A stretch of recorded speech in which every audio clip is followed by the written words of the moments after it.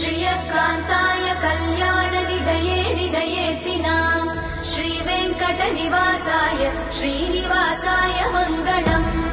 लक्ष्मी सविभ्रमालोकसुभ्रूविभ्रमचक्षुषे चक्षुषे सर्वलोकानां वेङ्कटेशाय मङ्गलम् श्रीवेङ्कटाद्रिशृङ्गाग्रमङ्गलाभरणाङ्गये